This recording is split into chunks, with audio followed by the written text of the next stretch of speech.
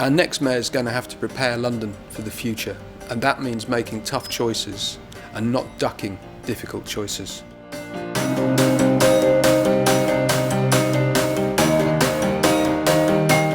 We're a really important part of London's development, and with the new mayor coming, EY wanted to get together leading thinkers, businessmen, local and central government politicians, and really think about the issues that were going to be important. We are concerned to make sure that we come up with positive ideas, and in this case, positive evidence for those politicians when they're going to make policy. Probably the single biggest issue the mayor needs to tackle at the moment is housing.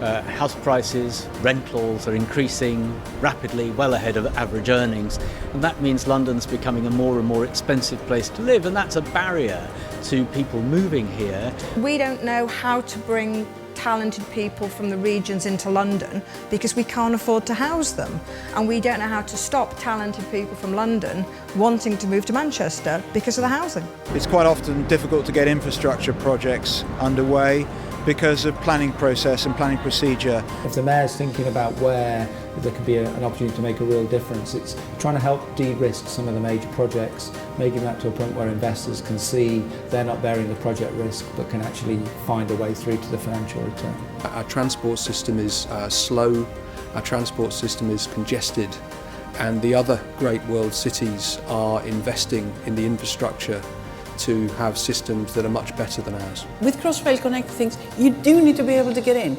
and we're making it actually much harder for it, and that's what worries me, is that the centre will not move.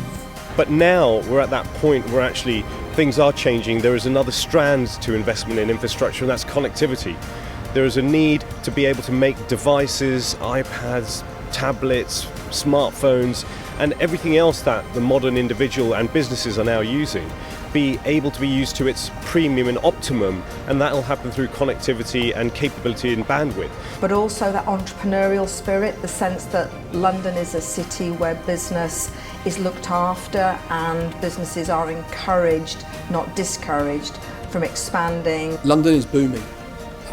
By 2030 there'll be 10 million Londoners. The next mayor is going to have to push the fight forward on more devolution for London. We need more political independence and financial and fiscal independence for London if we're really going to make the progress that London deserves and Londoners deserve. The model of the city will change around how people go to work, their sort of social lives, their general interaction. And I'd also quite like London to become a more 24-hour city, like New York and other major cities in the world. I think the underground is, again, hugely overcrowded. The strikes which we've had recently were quite a nuisance for all the Londoners, I can say, so I think that will be the main point to sort out in the future from the next mayor.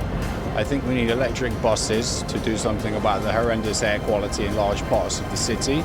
If you're a tourist here, London's dirty. It's really dirty. The train stations are dreadful. We're not going to solve the problems in the next 5 years. We'll be lucky if we solve them in the next 20 years. But we've got to continue to build on solutions. So I'd like to see the next mayor set the direction of travel for the next 20, 30 years. London Tomorrow has sought to bring together the thoughts and wisdom of different sectors, and sectors that you don't necessarily come together that often. A cross-section, according to our research, really thinks that the need for that sort of investment in transport, in housing, in the whole infrastructure of the city is vitally important to keeping our status as a leading world city.